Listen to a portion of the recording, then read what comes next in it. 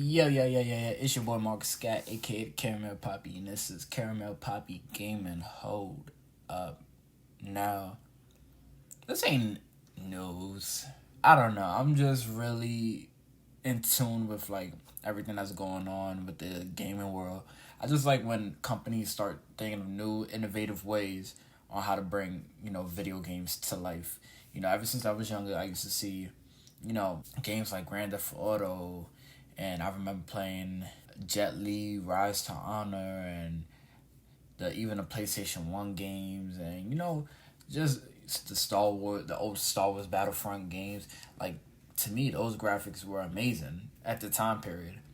So anytime I hear new game studios are working on different graphics engines or photorealistic engines, I'm all ears for it. Cause I feel like the 360 hit a pinnacle with graphics, and then I feel like the Xbox One slash PS4, they at first the graphics weren't that crazy to me. And if you know me personally, I hate cartoony games. I hate games that I feel like you could cut corners on graphics wise, especially with all the technology that we have. We should be aiming for realistic graphics, and I mean, not in every game, in every situation, but, you know, we are paying for high price tech. I want to see what this tech can actually do. Long story short, Ninja Theory, which is one of Xbox's game studios that they actually brought, these are the people that's behind. I can't think of the game. Oh Lord. I cannot think of the game off the top of my head. Senua's Sacrifice. I haven't gotten to play it yet, but I heard it's a good game, a good story-driven game. It was from indie developers. The graphics look amazing on it, like from a small team. If that's what they're able to do, just imagine with more money and with more resources they could actually output. Anyway, they're working on a game. It's a little project they have. It's called Project Mara.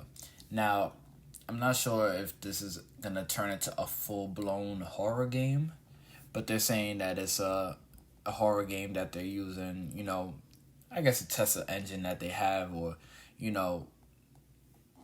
that they just teetering with. Because they're supposed to release a game, aside from the sequel to Senua Sacrifice, they have another game from what it seems like. Okay, and they're using photorealistic tools to make the game look photorealistic. Now, we've seen this in Star Wars Battlefront 1 and 2, like the updated versions that EA did. I remember watching the behind the scenes. They would take the photos of, like snow and like the landscapes and stuff. And then I don't know how they did it with their magic. They import it into the, engine, and then, they could edit the textures and stuff from that point. It looked cool. Okay, like when they released Battlefront, I was like, the graphics look amazing. Like, even on a base Xbox, it looks good. And then when you go to play it on the Series X, or if you play it on, any game that has photorealistic stuff, like even the PT demo, it looks amazing. So, anytime I hear photorealistic, I'm all ears. Now, I'm gonna have like the video playing in the background. It should already be playing in the background. But this is an article from Games Radar, and basically, this is just basically what I said. They're working on a horror game, and not only that, but they got some interesting technology that is already out right now. So the iPad Pros, they have LiDAR scanners on it, which basically lets you scan the real world, and you could implement it into, I guess, the iPad, or it'll bring up like a virtual version of it on an iPad or the computer, wherever you're at. And basically, this is supposed to be for like, they like the way they promoted it with the iPad is just for measuring, construction, interior design, stuff of that nature. Probably some app developers could use it for games and AR and stuff. These people are using the LiDAR scanners to basically get textures from like carpets, rugs, hard surfaces, dust particles and stuff, and they're implementing it into the engine.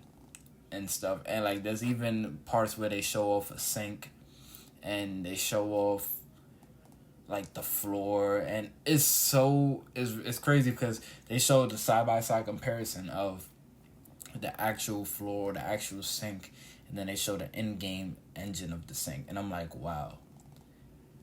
Like if this is what they're gonna bring to the Series X, I'm all for it. Like this is dope. This is like, it's mind blowing because it's like, I don't think we had a game with like graphics that just makes you forget, wow, I'm playing the game.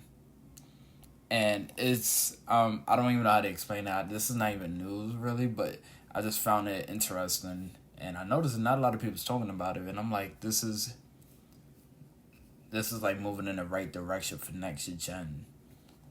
And I think this should be hopefully a standard sooner or later down the line.